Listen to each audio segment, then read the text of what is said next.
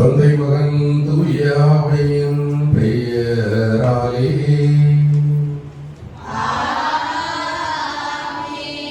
நம் ஆண்டவராகிய இயேசு கிறிஸ்துவின் அருளும் கடவுளின் அன்பும் தூய ஆவியானவரின் நட்புறவும் உங்கள் அனைவரோடும் இருப்பதாக.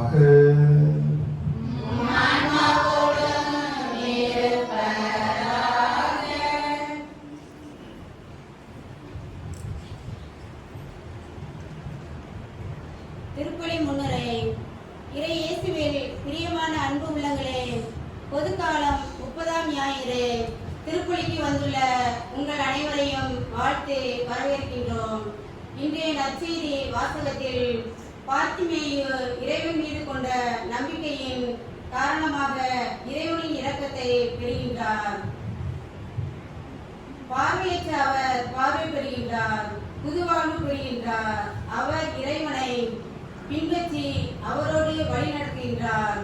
எனவே நாமும் நமது வாழ்வில் இறைவன் மீது கொண்டுள்ள நம்பிக்கையை வலுப்படுத்த ஆழப்படுத்த இன்றைய நாளில் இறைவன் நமக்கு அழைப்பு விடுக்கின்றார். நாமும் அவரது அழைப்புக்கு செவிமடுத்து தாவீதின் மகனே என்மேல் இறங்கும் என்ற வரிகளை நம் வாழ்வில் ஜெபமாக மாற்றி இறை நம்பிக்கையில் நானும் வளர்ந்து அவரது இரக்கத்தை நிறைவாய் பெற அருள் வேண்டிய தெய்வீக பலியில் இணைவோம், இறையாசி பெறுவோம்.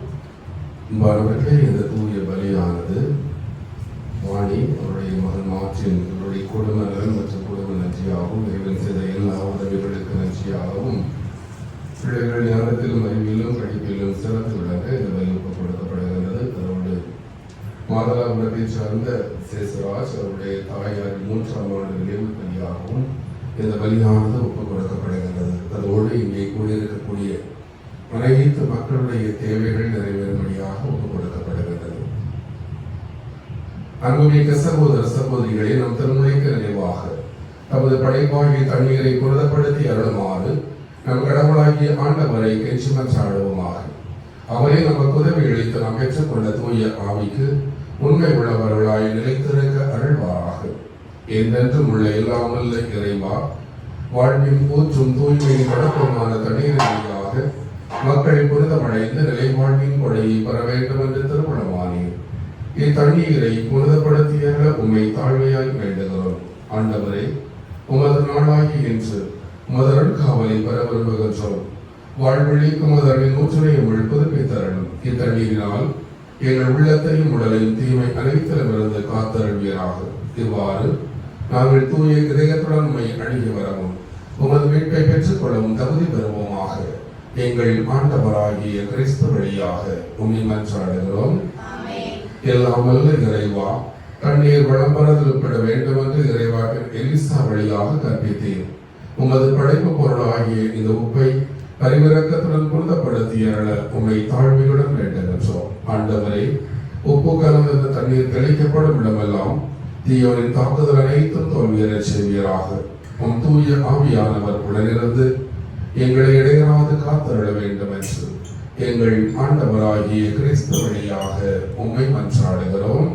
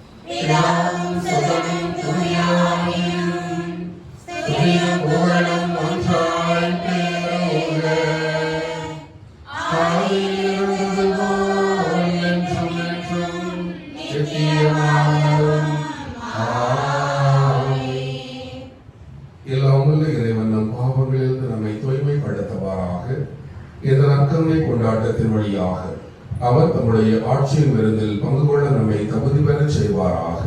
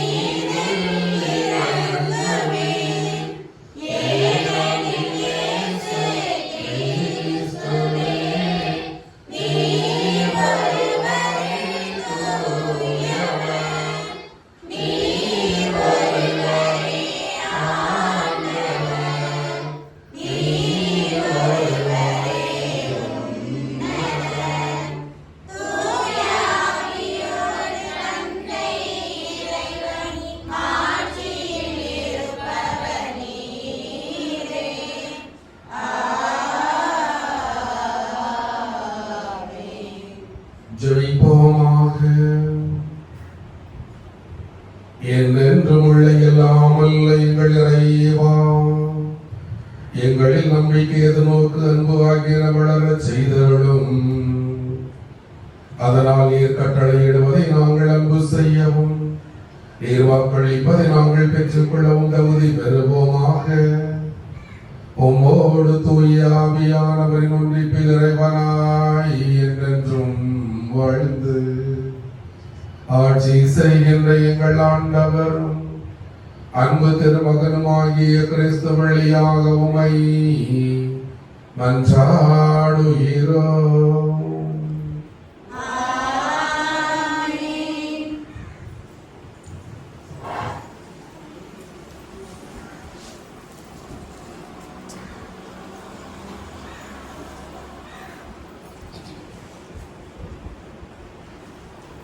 முதல் வாசகம். பார்வையற்றோருக்கும் கால் ஊனமுற்றோருக்கும் ஆறுதல் அளித்து அவர்களை நான் அழைத்து வருவேன். இறைவாக்கினர் எரேமியா நூலிலிருந்து வாசகம். அதிகாரம் 31, இறை வார்த்தைகள் 7 முதல் 9 வரை. ஆண்டவர் கூறுகிறார், யாக்கோபை முன்னிட்டு மகிழ்ந்து பாடுங்கள், மக்களின் தலைவனை குறித்து ஆர்ப்பரியுங்கள், முழக்கம் செய்யுங்கள், புகழ் பாடுங்கள். ஆண்டவர் இஸ்ரேலில் எஞ்சியோராகிய தம் மக்களை மீட்டெறினார் என்று பறைசாற்றுங்கள். இதோ வடக்கு நாட்டிலிருந்து அவர்களை நான் அழைத்து வருவேன். மண்ணுலகின் கடை எல்லைகளில் நின்று அவர்களை கூட்டிச் சேர்ப்பேன். அவர்களுள் பார்வையற்றோருக்கும் கால் ஊனமுற்றோருக்கும் கருவுற்றோருக்கும் பேறுகால பெண்டிரரும் அடங்குவர். பெரும் கூட்டமாய் அவர்கள் இங்கு திரும்பி வருவர். அழுகையோடு அவர்கள் திரும்பி வருவார்கள். ஆறுதல் அளித்து அவர்களை நான் அழைத்து வருவேன். நீரோடைகள் ஓரமாக அவர்களை நான் நடத்தி செல்லுவேன். இடறி விழாதவாறு சீரான வழியில் அவர்களை நடக்க செய்வேன். ஏனெனில் நான் இஸ்ரேலின் தந்தை, எப்ராஹிமோ என் தலைப்பிள்ளை. இது ஆண்டவர் வழங்கும் அருள்வாக்கு. தேவா உமக்கு நன்றி.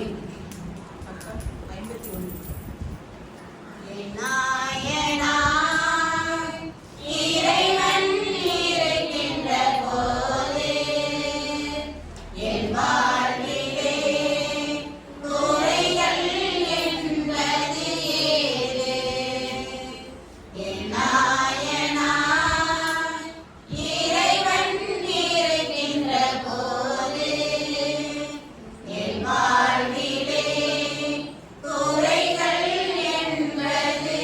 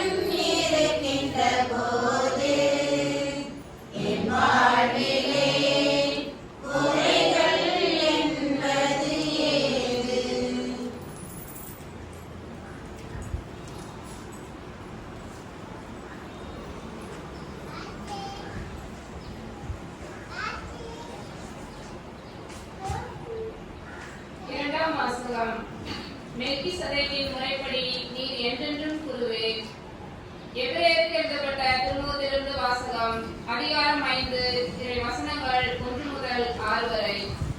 சகோதர சகோதரிகளே, தலைமை குரு ஒவ்வொருவரும் மனிதனிடமிருந்து தேர்ந்தெடுக்கப்பட்டு பாவங்களுக்கு கழுவாயாக காணிக்கைகளையும் பலிகளையும் செலுத்துவதற்காக மக்கள் சார்பாக கடவுள் முன் பணிபுரிய ஏற்படுத்தப்படுகிறார். அவர் தாமே வலுவின்மைக்கு ஆளாகி இருப்பதால் அறியாமையில் இருப்போருக்கும் நெறிதவறி நடப்போருக்கும் பரிவு காட்டக்கூடியவராய் இருக்கிறார். அவர் மக்களுடைய பாவத்திற்கு கழுவாயாக பலி செலுத்துவது போல தம் வலுவின்மையின் பொருட்டு தமக்காகவும் பலி செலுத்த கடமைப்பட்டிருக்கிறார். மேலும் யாரும் இம்மதிப்புக்குரிய பணியை தாமே தேர்ந்து கொள்வதில்லை. ஆரோனுக்கு வந்தது போன்று கடவுளிடமிருந்தே அழைப்பு வர வேண்டும்.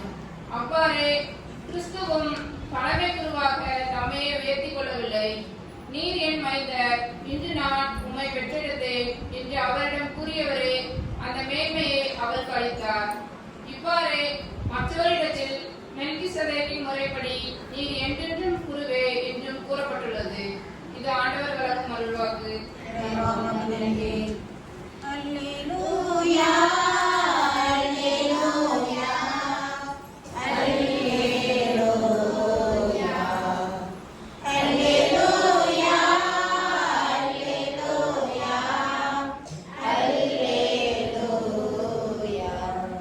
நம் மீட்பராகிய கிறிஸ்து இயேசுவை அளித்து அழியா வாழ்விடத்தை வழியாக உயிரத்தினார். அல்லேலூயா, அல்லேலூயா, அல்லேலூயா, அல்லேலூயா. ஆண்டவர் உங்களோடு இருப்பாராக.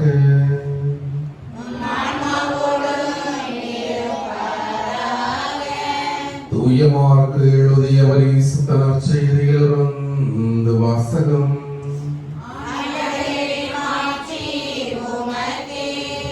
அதிகாரம் 10 இறை வார்த்தைகள் 46 முதல். மார்க்கு நற்செய்தி அதிகாரம் 10 இறை வார்த்தைகள் 46 முதல். இயேசுவும் அவருடைய சீடரும் எரிகோவுக்கு வந்தனர். அவர்களும் திரளான மக்கள் கூட்டம் எரிகோவை விட்டு வெளியே சென்றபோது திமையின் மகன் பர்த்திமேயு வழியோரம் அமர்ந்திருந்தார். பார்வையற்ற அவர் பிச்சை எடுத்துக் கொண்டிருந்தார். நாசரேத்து இயேசுதான் போகிறார் என்று அவர் கேள்விப்பட்டு, இயேசுவே, தாவீது மகனே, எனக்கு இறங்கும் என்று கத்தத் தொடங்கினார். பேசாதிருக்குமாறு பலர் அவரை அதட்டினர்.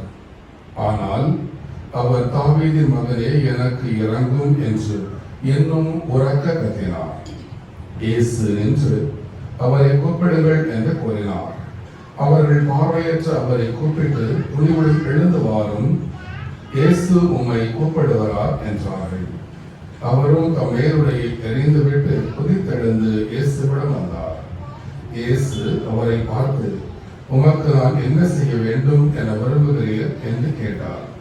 பார்வையற்றவர் அவரிடம், பிரபுனி, நான் மீண்டும் பார்வை பெற வேண்டும் என்றார்.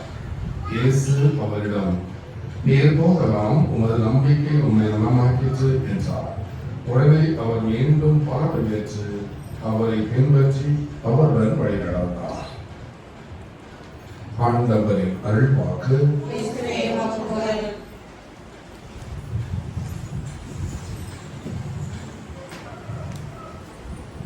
இயேசுவில் பிரியமான சகோதர சகோதரிகளே, இந்த ஞாயிற்றுக்கிழமையில் நம்ம நாள் கழிச்சு பார்க்கிறோம். ஞாயிற்றுக்கிழமை 2 மாதம் என்று நாம் வழக்கமா அடிக்கடி சொல்லக்கூடிய ஒரு பகுதி என்பதுதான் பர்த்திமேயு அப்படிங்கிறது. நிறைய மறைமுறைகள்ல வழக்கமாகவே அதையும் தொடர்ந்து எடுத்து சொல்லக்கூடிய ஒரு பகுதி. இதுல ரொம்ப அருமையான ஒரு சிந்தனை இந்த நாளில் நமக்கு தரப்பட்டிருக்கிறது. என்ன அப்படின்னா, இயேசுவை அவன் அணுகி செல்லுகிற பொழுது அவனுக்கு தடையாக இருந்தது யார் என்றால் அவனோடு இருந்த மக்கள் கூட்டம். இயேசுவை அணுகி செல்வதற்கு, அவரை நோக்கி அழைப்பதற்கு அங்கே தடையாக இருந்தது இந்த மக்கள் கூட்டம். எனவே இன்று ஆண்டவர் இந்த செய்தி மூலமாக உன்னுடைய மீட்புக்கு தடையாக இருப்பது உன்னோடு வாழக்கூடிய மனிதர்கள் தான். உன்னோடு வாழக்கூடிய மனிதர்கள் தான் உன்னுடைய மீட்புக்கு தடையாக இருக்கிறார்கள். நீ வைத்திருக்கக்கூடிய செல்வம், நீ நம்பி இருக்கக்கூடிய சொத்து, சுகம், இவைகள் தான் உன்னுடைய மீட்புக்கு தடையாக இருக்கிறது என்பதை இந்த நாளில் ஆண்டவர் நமக்கு தெளிவுபடுத்துகிறார். அவர்களே, இந்த பர்த்திமேயு அவனை பற்றி சொல்லுகின்ற பொழுது ஒரு குருடன் என்று சொல்லப்பட்டிருக்கிறார். ஒரு குருடன். குருடன் அப்படின்னு சொன்னால் அவன் இதுவரையில் இயேசுவை பார்த்திருக்க வாய்ப்பு இல்லை. அப்போ இயேசுவை பார்த்திராத ஒரு மனிதர் இயேசுவின் மீது நம்பிக்கை கொள்கிறார்.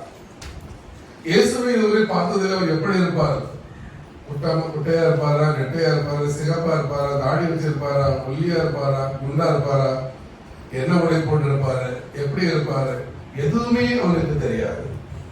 ஆனால் இயேசுவின் மீது நம்பிக்கை எப்படி வந்தது? அவன் அந்த பிச்சை எடுத்துக் கொண்டிருக்கின்ற பொழுது அந்த வழியாக ஏற்கனவே ஊழியத்தில் 2-3 இடங்களில் இயேசு எரிகோவுக்கு பயணிக்கின்ற பொழுது என்றிருக்கிறது. எனவே எரிகோ கடந்து போகின்ற பொழுது நிச்சயமாக அந்த தெருக்கள் வழியை இயேசு கடந்து போயிருக்க வேண்டும். இயேசுவை பற்றி அவன் தன்னுடைய காதுகளில் கேள்விப்பட்டிருக்க வேண்டும்.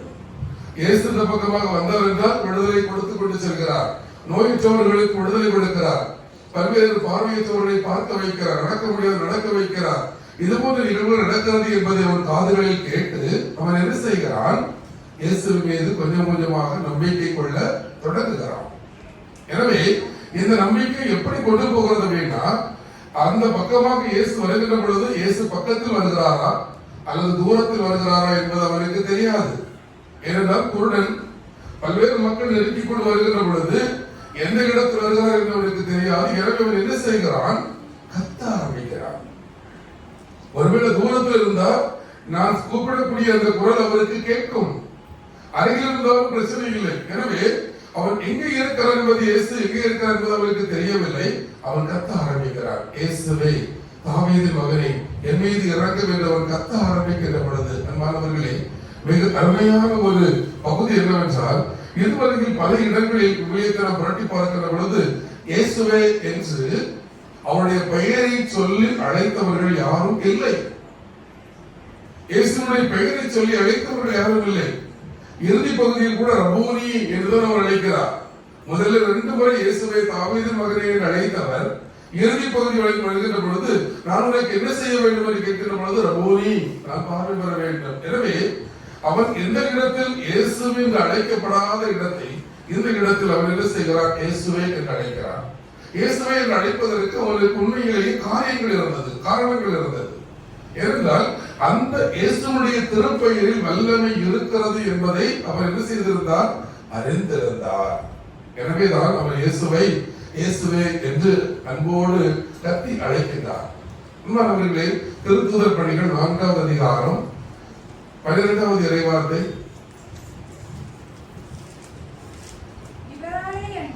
இவரால் அன்றி வேறு எவராலும் மீட்பு இல்லை. தொடர்ந்து, ஏனென்றால் நாம் மீட்பு பெறுமாறு வானத்தின் கீழ் மனிதரிடையே இவருடைய பெயர் அன்றி, என்ன பெயர்? இயேசு. இயேசு என்ற பெயர் அன்றி வேறு எந்த பெயரும் கொடுக்கப்படவில்லை. அப்போ மீட்பு பெறுவதற்கு அறிக்கையிடுகின்ற ஒரே பெயர் இயேசு. எனவே அவன் என்ன செய்கிறான்? இயேசுவே தாவீதின் மகனே என்ற இயேசுடைய பெயரை அவன் உரக்க சொல்லி கத்துகிறான். அந்த பெயரில் வல்லமை இருக்கிறது, அந்த பெயரில் சக்தி இருக்கிறது, ஆற்றல் இருக்கிறது என்பதை அறிந்து அந்த பெயரால் தான் நமக்கு விடுதலை உண்டு என்பதை தெரிந்து அறிந்து வைத்திருந்தவனாக இயேசுவே என்று கத்துகிறார். திருத்துதர் பணிகள் 10வது அதிகாரம் 38வது இறைவார்த்தை. 10:38. கடவுள் யார் மீது? நாசரேத்து இயேசுவின் மேல் தூய ஆவியாரின். அப்போ இங்க பாருங்க, இயேசுடைய பெயரில் என்ன இருக்கிறது? தூய ஆவியினுடைய வல்லமை அங்கே இருக்கிறது. எனவே அங்கே இயேசுடைய பெயரை சத்தமாக சொன்னால் தூய ஆவியினுடைய வல்லமையும் அங்கே செயலாற்ற ஆரம்பிக்கும் என்ற நிலையில் என்ன செய்கிறார்? அங்கே இயேசுவின் மீது அவ்வளவு வல்லமை இருக்கிறது அறிந்து அவன் கத்த ஆரம்பிக்கிறார். மாணவர்களே, இப்படி பல்வேறு இடங்களில் இயேசுவை திருத்துதர் பணிகள் 3வது அதிகாரம் எடுக்க 6வது இறைவார்த்தை. பேதுரு அவரிடம், வெள்ளியோ பொன்னோ எதுவும் என்னிடம் இல்லை, என்னிடம் உள்ளதை உமக்கு கொடுக்கிறேன். நாசரேத்து இயேசு கிறிஸ்துவின் பெயரால் நான் உனக்கு சொல்கிறேன், எழுந்து நட. அப்போ அந்த நாசரேத்து இயேசுடைய பெயரை சொல்லி எழுந்து நட என்ற பொழுது அங்கே நடக்கிறான். அப்ப அந்த பெயரில் அவ்வளவு வல்லமை, அவ்வளவு சக்தி, அவ்வளவு ஆற்றல் இருக்கிறது. எனவேதான் இந்த பத்தினை என்ன செய்கிறான், இயேசுவே தாவீது மகனே என் மீது இறங்கும் என்று அவன் உறக்க கத்துகிறான். மாணவர்களே, நாம பல நேரங்களில் இயேசுடைய பெயரை பொது இடத்தில் சொல்வதற்கு நாம் வெட்கப்படுகிறோம். பொது இடத்தில் இயேசுவே அப்படின்னு சொல்வதற்கு நாம் கட்டாயமாக தயங்கக்கூடாது. ஏனென்றால் அந்த பெயரில் என்னென்ன இருக்கிறது, வரலன்றி வேறு எவராலும் எந்த பெயரும் நமக்கு மீட்பு பெறுவதற்கு தரப்படவில்லை. மீட்பு பெறுவதற்காக கொடுக்கப்பட்ட ஒரே நாமம் இந்த இயேசுவின் நாமம். ஒன்று. இரண்டாவதாக, இயேசுவின் மீது தூய ஆவியாரின் வல்லமையை பொழிந்தருளினார் என்று இருக்கிறது கடவுள். எனவே அந்த இயேசுவின் பெயரில் தூய ஆவியுடைய வல்லமை இருக்கிறது. எனவே அதை நாம் அறிக்கை எடுக்கிற பொழுது நிச்சயமாக நமக்கு அதில் மீட்பு உண்டு. மூன்றாவதாக, பேதுரு என்ன செய்கிறார், என்னிடம் பொன்னோ வெள்ளியோ எதுவும் இல்லை, என்னிடம் இருப்பது உனக்கு கொடுக்கிறேன். நசரேயனாகிய இயேசுவின் பெயரால் நான் உனக்கு சொல்கிறேன், எழுந்து நட. அந்த பெயரை சொன்னவுடன் அங்கே எழுந்து நடக்கிறார். அந்த பெயரில் எவ்வளவு வல்லமை இருக்கிறது. எனவேதான் இந்த பத்திமேயு இயேசுவினுடைய பெயரை என்ன செய்கிறார், உறக்க சொல்லி கூப்பிடுகிறார். அப்போ கூப்பிடுகின்ற பொழுது என்ன நடக்கிறது, அவன் இயேசுவை நோக்கி அணுகி போகிற பொழுது, இயேசுவை நெருங்கி போவதற்கு அவன் கத்தியாக கூப்பிடுகிறார். கூப்பிடுகின்ற பொழுது தன்னோடு வாழக்கூடிய இந்த சமூகம் என்ன செய்கிறது, அவரை தடுக்க பார்க்கிறது. இறைவார்த்தை நமக்கு சொல்கிறது, அங்கே இருந்தவர்கள் பலர் அவனை அதட்டினர். பேசாமல் இரு, வாயை மூடு என்று சொன்னார். இது மிக முக்கியமான ஒரு சிந்தனை. ஏனென்றால் நம்மோடு வாழக்கூடிய என் கணவனாக இருக்கலாம், என் மனைவியாக இருக்கலாம், என் பிள்ளைகளாக இருக்கலாம், என் உடன்பிறப்புகளாக இருக்கலாம், மாமனார் மாமியாராக இருக்கலாம், தன்னோடு வாழக்கூடிய சக தோழர்களாக இருக்கலாம்.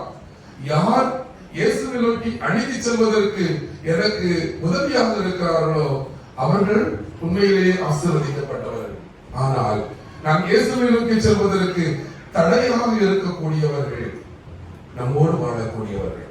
ஏனென்றால் பல நேரங்களில் நான் ஜெபக்கூடாது போறேன், அங்கெல்லாம் இதுக்கு போனோம், ஆமா இங்க உள்ள கோயில்ல ஜெபிச்சா போறோம். ஒரு சில பேர் திருப்பயணம் சொல்லி பல ஊர்களுக்கு போவார்கள். உள்ள லோக்கல் கோயிலுக்கு வரமாட்டாங்க, வெளியிலேயே சுற்றிவார்கள். அப்போ நாம சொல்லக்கூடிய கருத்து, ஒழுங்க அங்கங்க போகாம இந்த கோயிலுக்கு வா, நம்பிக்கையோட தான் ஜெபம் கிடைக்கும். அப்போ நாம பல நேரங்களில் கணவனாக இருக்கலாம், மனைவியாக இருக்கலாம், என்னுடைய வளர்ச்சி ஆண்டவரை நோக்கிய பயணத்தில் என்னை காலை இழுத்து போடக்கூடியவர்கள் எல்லாம் போதும்.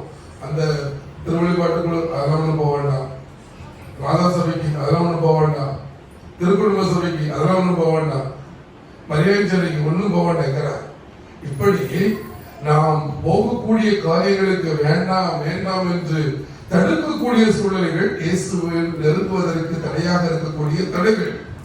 பல நேரங்களில் ரொம்ப நல்லவனா இருந்தா ஒரு சிலர் சொல்லுவாங்க, நீ அநியாயத்துக்கு நல்லவனா இருக்கிய, இதெல்லாம் ஊர் உலகத்துக்கு ஒத்து வராது, ஊரோட ஒத்து வாழணும், பொய் சொல்ல வேண்டியிருக்கும், ஒரு சில நேரங்களில் களவு செய்ய வேண்டியிருக்கும், இதெல்லாம் வாழ்க்கையோட வாழ பழகிக்க அப்படின்னு சொல்லி நல்லா இருக்கிற பிள்ளைகளை என்ன செய்வாங்க, கெடுத்து நாசம் பண்ணுவாங்க. ரொம்ப அநியாயத்துக்கு நல்லவனா இருக்காது அப்படின்னு சொல்லி. இதெல்லாம் இந்த பத்தினை இயேசுவை நோக்கி கத்துக்கிற பொழுது அடங்கு, அமைதியாயிரு என்று அவனை அதட்டிய கூட்டத்திலே சேர்ந்த மக்கள், நம்முடைய வளர்ச்சியில் தடையாக இருக்கக்கூடியவர்கள். மாணவர்களே, இயேசு இதைத்தான் இங்கே இந்த பத்தினை என்ன செய்கிறான், அந்த தடைகளுக்குள் தன்னை அடக்கிக் கொள்ளவில்லை. அதுதான் மிக முக்கியமானது. என்ன செஞ்சிருக்கலாம், அடங்கு சும்மா என்று சொன்ன, ஐயோ பெரியாள் வராது போல, பெரியாள் வரும்போது வாயை முடிக்கணும், பேசக்கூடாது அப்படின்னு சொல்லி அவன் என்ன செய்திருக்கலாம், அடங்கி அமைதியா இருந்திருக்கலாம். ஆனா அவன் அப்படி இல்லை. என்ன செய்கிறான், இன்னும் உறக்க கத்துகிறான். அப்படின்னு என்ன அர்த்தம், அது அதிக பிரசங்கித்த அவர்கிட்ட எதிர்த்து பேசணுங்கிறதுக்காக கத்தல. ஆனா என்ன செய்கிறான்? அவர் மீது நம்பிக்கை கொண்டு நீங்களும் உங்க கூட்டமும் உங்களால எனக்கு இப்போ பார்வை கொடுக்க முடியுமா? உங்களால எனக்கு பார்வை கொடுக்க முடியுமா? கொடுக்க முடியாதுன்னு அடங்க அமைதியா. பார்வை கொடுக்கக்கூடிய ஒருத்தர் இருக்கார், அவர்கிட்ட தான் நான் பேசிட்டு இருக்கேன். உனக்கு என்ன வந்துச்சு இடையில? எதற்கு நீங்க தடை போடுகிறாய்? உன் வேலையை பார்த்துட்டு இப்போ நான் பேச பேசுறேன், நீ என்னதுக்கு அடுத்த ஆளு விஷயத்துல மூக்க நுழைக்கிற என்று அவன் என்ன செய்கிறான்?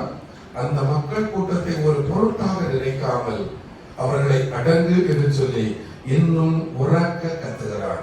இயேசுவே, தாவீதின் மகனே, என் மீது இறங்கும் என்று அவன் இன்னும் அதிகமாக கத்துகிற பொழுது அங்கே என்ன நடக்குது அப்படின்னா, கூட்டத்துல பல்லாயிரக்கணக்கான மக்கள் இருக்கக்கூடிய அந்த கூட்டத்துல இயேசுடைய பார்வை யார் மீது விழுகிறது என்றால் அந்த பர்த்திமை மேல் விழுகிறது.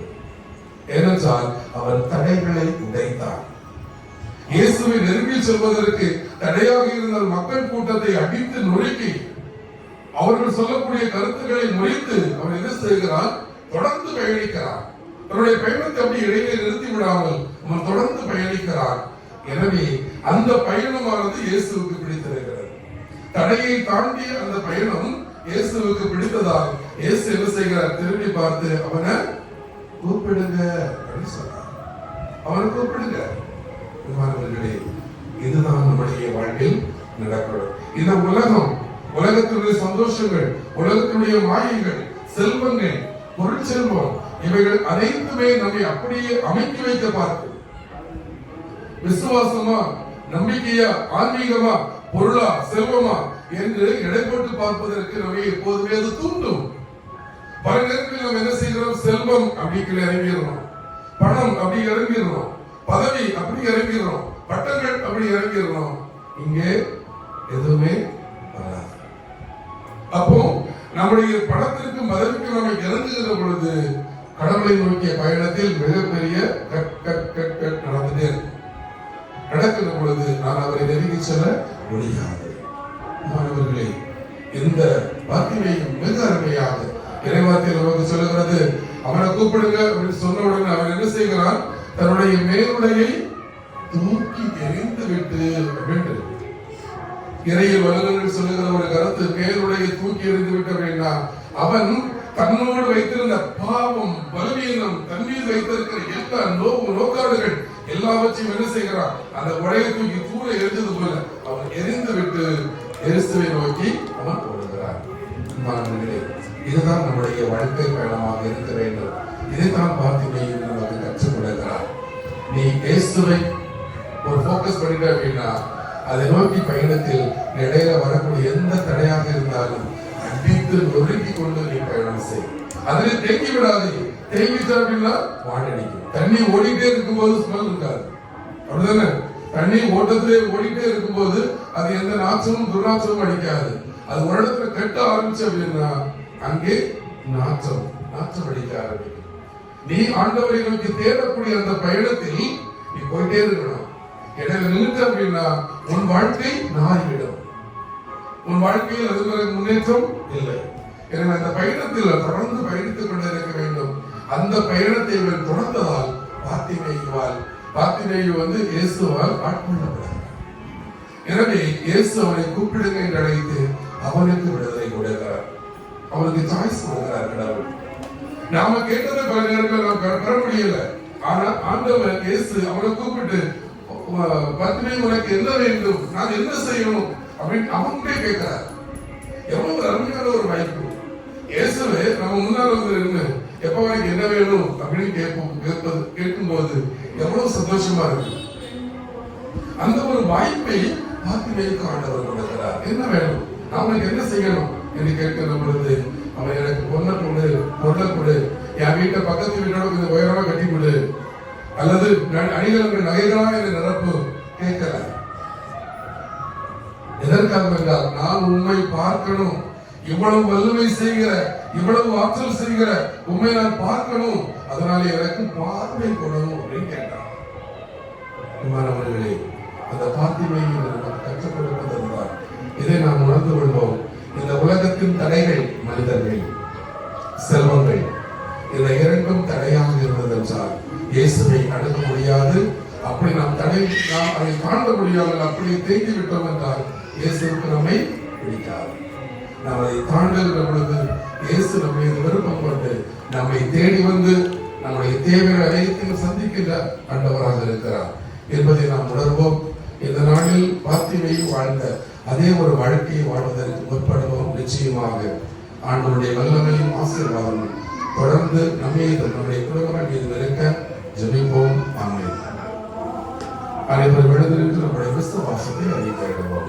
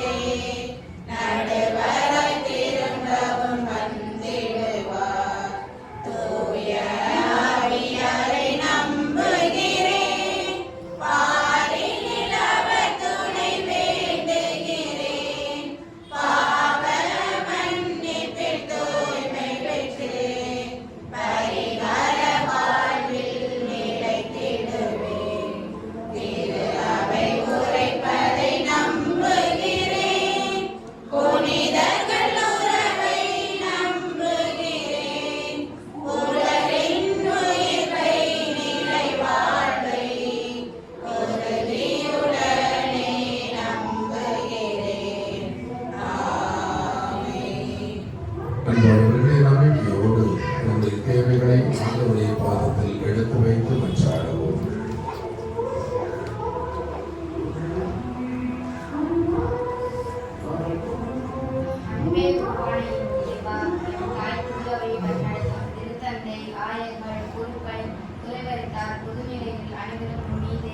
ஆழமான நம்பிக்கை கொண்டு என்றும் உமது இரக்கத்தை நிறைவாக பெற்று மக்களை நன்மைப்படுத்திட வரமல்ல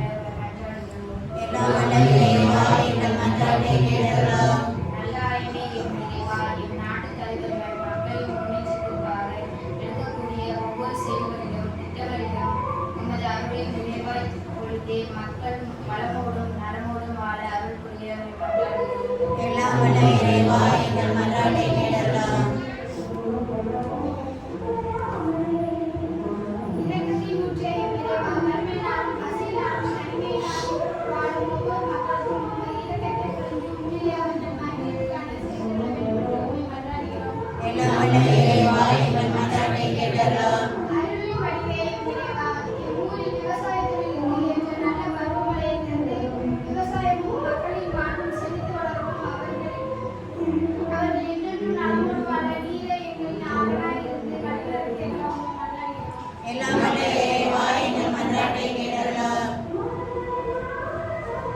இன்னும் நம்முடைய தனிப்பட்ட தேவைகளுக்காக மௌனமாக மன்றாடவும். சிறப்பாக இந்த நாளை ஒப்புக்கொள்கின்ற குடும்பத்திற்காக மன்றாடவும்.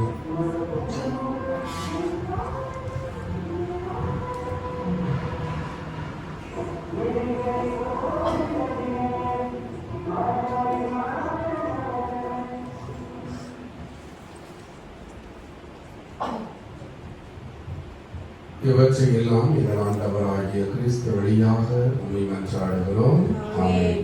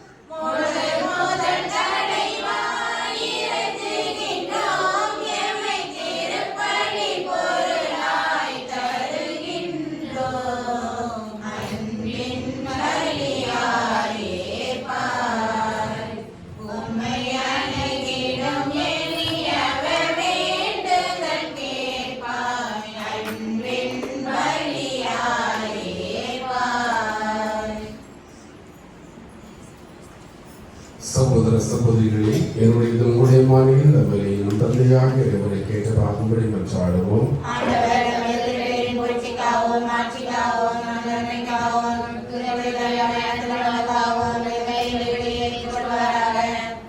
ஆண்டவரே, மாட்சிக்குரிய உமக்கு நாங்கள் அளிக்குமே காணிக்கையை கண்ணோக்கி அருள உம்மை வேண்டுகின்றோம். இவ்வாறு நாங்கள் நிறைவேற்றும் இந்த திருப்பணி எங்கள் உமது மாட்சிக்கு இட்டுச் செல்ல வேண்டும் என்று எங்கள் ஆண்டவராகிய கிறிஸ்து வழியாக உம்மை மன்றாடுகிறோம்.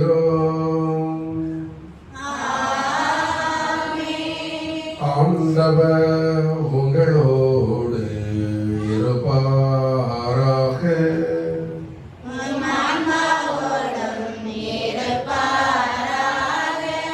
இதயங்களை மேலே எழுப்புங்கள்.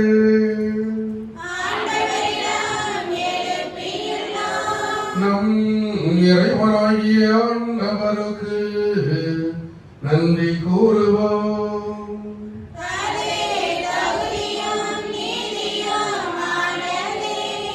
ஆண்டவரே, தூயவரான தந்தையே, என்று வாழவில்லாமல் இறைவா, என்னாலும் இவ்விடத்திலும் நாங்கள் உமக்கு நன்றி செலுத்துவது மெய்யாகவே தகுதியும் நீதியுமாகும். எங்கள் கடமையும் மீட்புக்குரிய செயலுமாகும். ஏனெனில் நீர் உலக அனைத்தையும் படைத்தீர், காலத்தின் மாற்றங்களை முறைப்படுத்தினீர். உம்முடைய சாயலாக மனிதனை உருவாக்கி இவ்வுலக வியத்தகு பொருட்கள் அனைத்தையும் அவனுக்கு பணிய வைத்தீர். இவ்வாறு அவர்கள் மது படைப்புகள் அனைத்தின் மீது முதலாளாய் ஆட்சி செலுத்தவும் உம்முடைய கைத்தறின் மாண்பினை கண்டு மேடையராத புகழ்ந்தேத்தவும் எங்கள் ஆண்டவராகிய கிறிஸ்து வழியாக செய்தருளனே. ஆகவே நாங்கள் வானது தலைவரோடும் சேர்ந்து உம்மை புகழ்ந்தேத்தி அக்களித்து ஆர்ப்பரித்து பாடுவதாவது.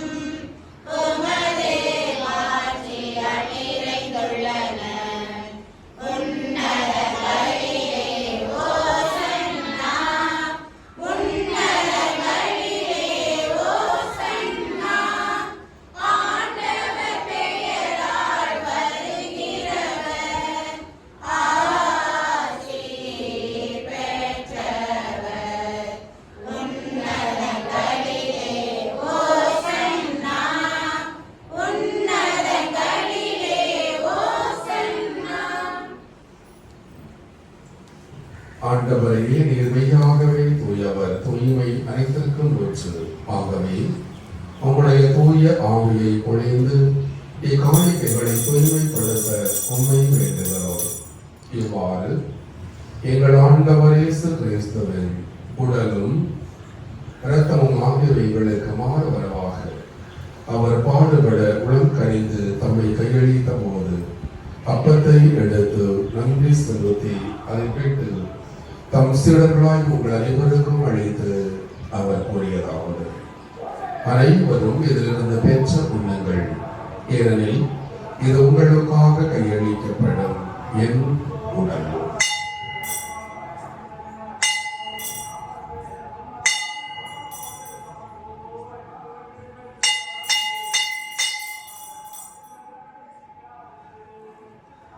அவ்வளவே இரவு மருந்தை அருந்தியவின் கிண்ணத்தையும் எடுத்து மீண்டும் உமாக்கு நன்றி கூறி தம் சீடர்களாய் உங்கள் அனைவருக்கும் அழைத்து அவர் கூறியதாவது: அனைவரும் இதிலிருந்து பெற்று பருகுங்கள், ஏனெனில் இது புதிய நிலையான உடன்படிக்கைக்கு உரிய என் இரத்தத்தின் கிண்ணம். இது பாவ மன்னிப்புக்கென்று உங்களுக்காகவும் பலருக்காகவும் சிந்தப்பட்டது. இதை என் நினைவாக செய்யுங்கள்.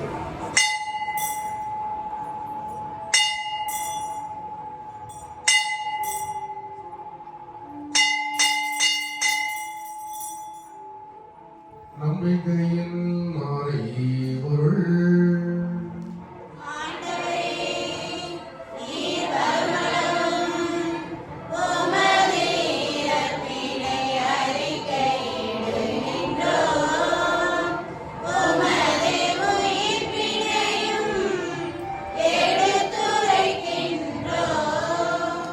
ஆகவே ஆண்டவரே, நாங்கள் கிறிஸ்துவின் இறப்பினையும் உயிர்ப்பினையும் நினைவு கூர்ந்து வாழ்வு தரும் அப்பத்தையும் விற்பழிக்கும் கிண்ணத்தையும் உமக்கு கொடுக்கின்றோம். உம் திருமண நமக்கு உரிய தகுந்தவர்கள் அனைவரை ஏற்றுக்கொண்டீர். எனவே நாங்கள் உமக்கு நன்றி செலுத்துகின்றோம். மேலும் கிறிஸ்துவின் உடலிலும் இரத்தத்திலும் மகிழும் எங்களை தூய ஆவியானவர் ஒன்று சேர்க்க வேண்டுமென உம்மை தாழ்மையுடன் மன்றாடுகிறோம். ஆண்டவரே, உலகெங்கும் பரவியிருப்பது திரு அவையை நினைவு கூர்ந்தருளும். எங்கள் திரு தந்தை பிரான்சிஸ், எங்களாய ஸ்டீஃபன், எல்லா திருநிலையினர் ஆகிய அனைவரோடும் உமது திரு அவை அன்பில் நிறைவேறச் செய்தருளும். ஆண்டவரே, இங்கே கூடியிருக்கிற நம்முடைய பிள்ளைகள் அனைவரையும் கருணையோடு ஆசீர்வதிப்பீராக. இந்த நாளுக்குரிய ஆசீர்வாதத்தால் என் பிள்ளைகள் ஒவ்வொரு வரவையும் நிரப்புவீராக. ஆண்டவரே, என் பிள்ளைகளுக்கு தேவையான அருள் வரங்களை நிறைவாக தந்தருள்வீராக. இந்த வேளையில் நம்முடைய பிள்ளைகள் நம்முடைய திருமணம் கண்டிட்டு மன்றாடுகின்ற ஒவ்வொரு விண்ணப்பங்களையும் நீர் தெரிந்திருக்கிறேன். எனவே என் பிள்ளைகளுடைய தேவைகள் அனைத்தையும் அறிந்து பிள்ளைகளுக்கு தேவையான ஆசீர்வாதங்களை, அவர்கள் விரும்பி கேட்கின்ற வரங்களை இந்த நாளில் உங்களுடைய ஆவியின் வல்லமையால் குறையாக தருவீராக. எங்கள் அனைவரையும் பின்னடைவை அடையச் செய்தீர்கள். மேலும் உயர்கடமைதான் நோக்கோட தொழில் எங்கள் சகோதர சகோதரிகளையும் இறந்தும் அனைவரையும் வழக்கத்துடன் நினைவு கூர்ந்து உமது திருமுக ஒளியினுள் ஏற்றலும். எங்கள் அனைவர் மீதும் இரக்கமாயிரும். கடவுளின் கன்னித்தாயான தூய மரியா, அவருடைய கணவரான யோசேப்பு, உமது திருத்தூதர்கள், எங்களுடைய பாதுகாவலர் அந்த மார்டின் டிவோரஸ், இவ்வுலகில் உகந்தவராய் இருந்தவராகிய புனிதர்களுடன் நாங்கள் இறைவாழ்வில் பங்கு கொள்ளும் தகுதி பெற்று உம் திருமகன் இயேசு கிறிஸ்து வழியாக உம்மை புகழ்ந்தேத்து வரவருள உண்மை மன்றாடுகிறோம்.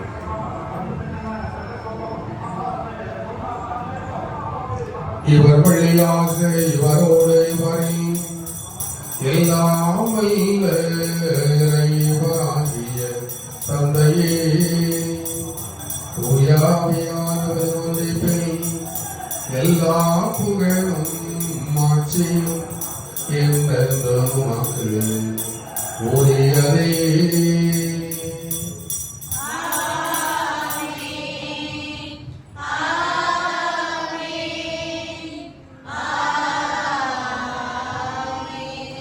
இறைமகனேசு நமக்கு போதித்தவாறு இவ்வுலகில் இறை அரசு மலர வேண்டும் என்று மன்றாடுவோம்.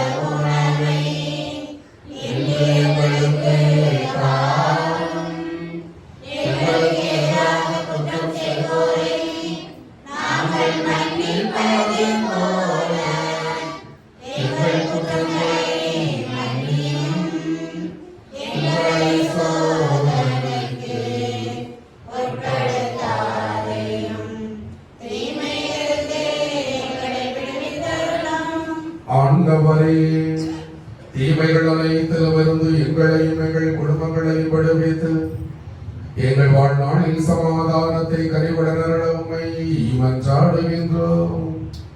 உமது இரக்கத்தின் உதவியால் நாங்கள் பாவத்தில் இருந்து எப்போது விடுதலை பெற்று யாதொரு கலக்கமுமின்றி நலமாயிருப்போமாக. நாங்கள் எதிர்நோக்கி இருக்கும் பேரின்பத்திற்காகவும் மீட்பராகிய இயேசு கிறிஸ்துவினுடைய வருகைக்காகவும் காத்திருக்கின்றோம். ஆட்சியும் வல்லமையும் மாட்சியும்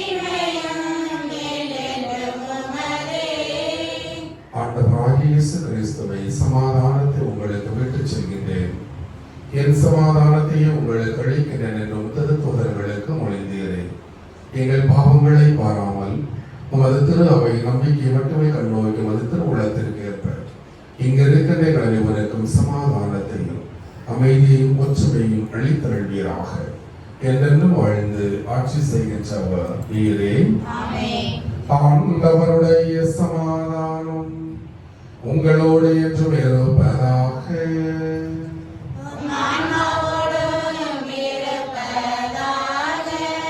ஒருவருக்கு ஒருவர் சமாதானத்தை அறிவித்துக் கொள்வோம். சமாதானம்.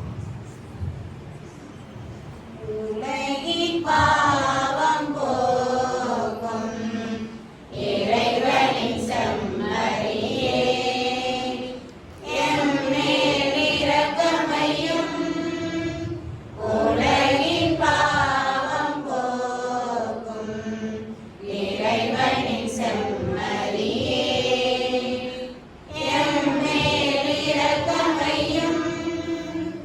உலகின் பாவம் போக்கும் இறைவனின் செம்மறியே, எமக்கு அமைதி அருளும், எமக்கு அமைதி அருளும். இதோ இறைவனின் செம்மறி, இதோ உலகின் பாவங்களை போக்குகின்றவர். இந்த செம்மறியின் திருவிருந்துக்கு அழைக்க பெற்ற நாம் அனைவரும் பெயர் பெற்றோர். ஆண்டவரே, தேவரீரிடத்தில் எடுத்தளிவரே, நான் தகுதியற்றவர். ஆனால் ஒரு வார்த்தை மட்டும் சொல்லிடலாம், என் ஆத்மா நலமடையும். கிறிஸ்துவின் திருவுடல் திருரத்தம் எவை காத்து நித்திய வாழ்வு அளிப்பதாக. ஆமென்.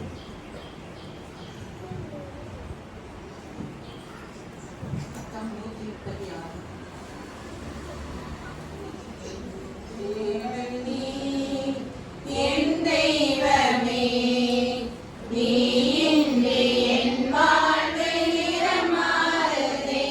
உன்னை மனம் தேடுதே, நீ வழிகாட்டுமே. என் தேடல் நீ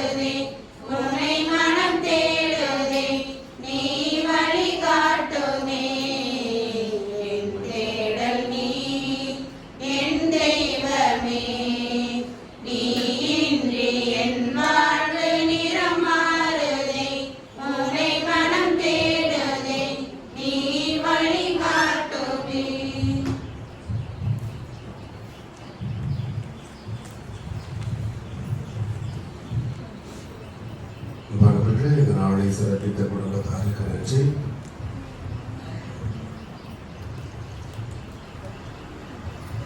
அடுத்த வாரம்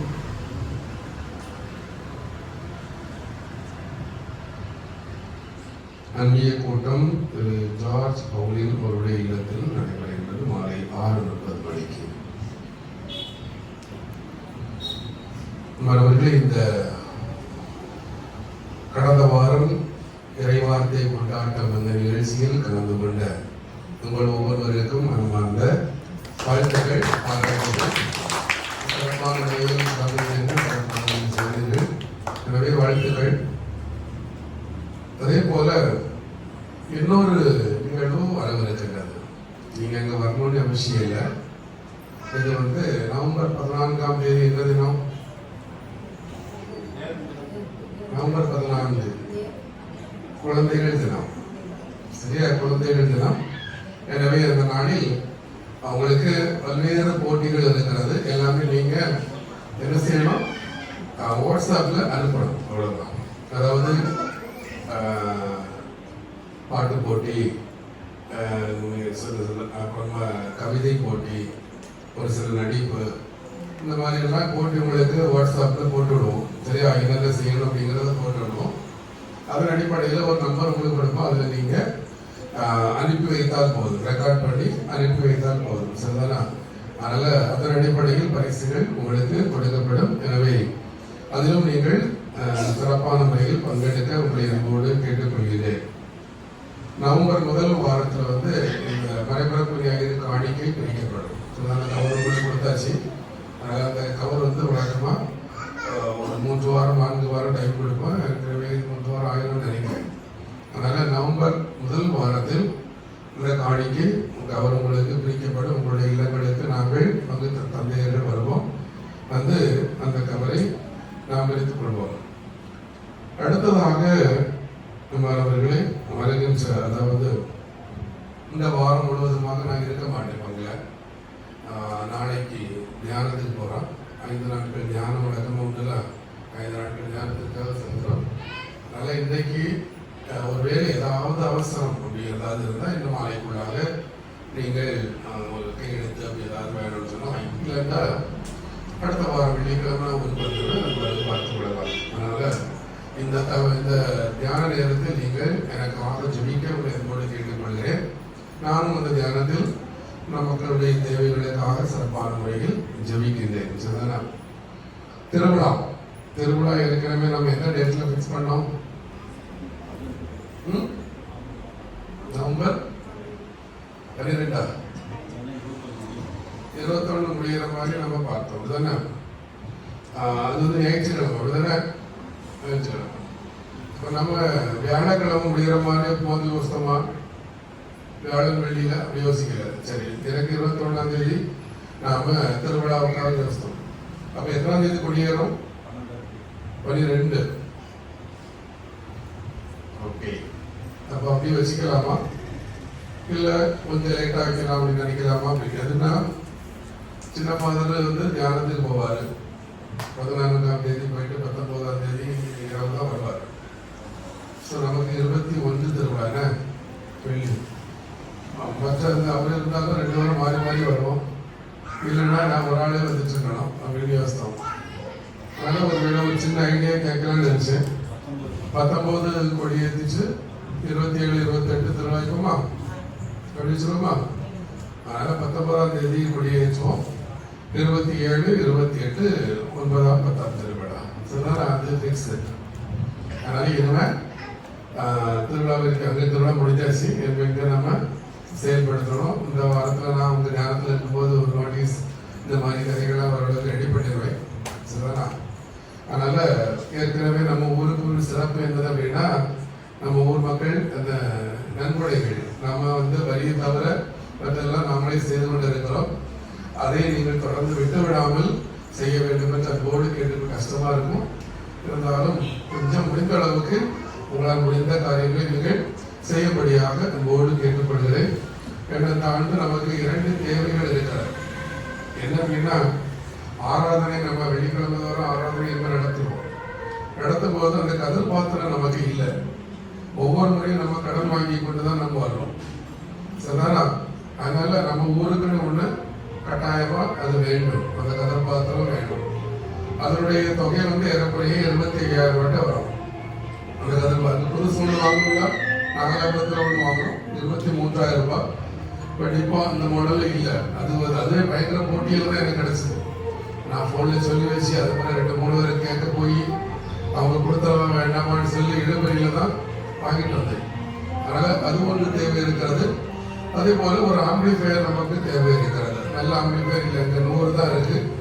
அது ரொம்ப பவர்ஃபுல்லாக நமக்கு இருக்காது. அடிக்கடி நான் 10-13 முறை ரிப்பேருக்கு அனுப்பியிருக்கோம், பல முறை நம்ம அனுப்பியிருக்கோம். அதனால் அந்த ஆம்பிளிஃபையரும் வந்து அடிப்படையே அதுவும் 25,000, 26,000, 30,000 வரும். அதனால் இந்த வருடத்திற்கு நமக்கு தேவை ஒரு 50-55,000 ரூபாய் மிச்சப்படுத்தக்கூடிய ஒரு பணி இருக்கிறது. அதனால் முடிந்த அளவுக்கு நாம் செய்வோம். ஒருவேளை முடியல ஏதாவது ஒன்று வாங்குவோம், சரி அடுத்த முறை ஏதாவது ஒன்று பார்த்து கொள்ளலாம், அந்த மாதிரி பிளான் பண்ணுவோம். அதனால் அந்த வழக்கமாக நீங்கள் செய்யக்கூடிய அந்த தாராள உள்ளம், அதாவது நாகலாபுரம் பங்கில் எந்த ஊரில் இல்லாத ஒரு நிகழ்வு நம்ம ஊரில் வச்சிருக்கிறோம். அதாவது வரி போக நன்கொடைகள் கொடுக்கக்கூடிய ஒவ்வொரு காரியத்தை நாமளே எடுத்துக்கொள்ளக்கூடிய காரியங்கள். அதனால அதிக சிறப்பாக நீங்கள் தொடர்ந்து செய்ய வேண்டும் என்று அன்போடு கேட்டுக்கொள்கிறேன். அதனால திருவிழா 19ஆம் தேதி மாலை கொடியேறுகிறது. அதன் பிறகு 27 சப்பரப்பவரி, 28 காலையில் திருவிழா திருப்பலி. சொல்லலாம். ஜெபிப்போமாக. ஆண்டவரே, முதல்வடையாளமே தம்மல் கொண்டிருக்கிறார்கள். எங்களில் நிறைவேறச் செய்தருள உம்மை வேண்டுகின்றோம். அதனால் இப்போது அடையாள முறையில் கொண்டாடுவதை நாங்கள் உண்மையாகவே பெற்றுக் கொள்வோமாக. எங்கள் ஆண்டவராகிய கிறிஸ்து வழியாக உம்மை மன்றாடுகிறோம். ஆண்டவர் உங்களோடு இருப்பாராக.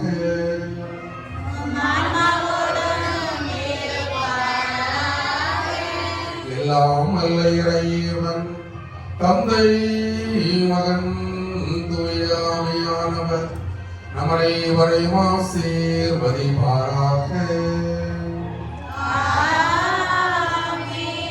இயேசுவின் ஆசீரை பெற்ற மக்களாய் சென்று வருவோம். திருப்பலி நிறைவேற்று.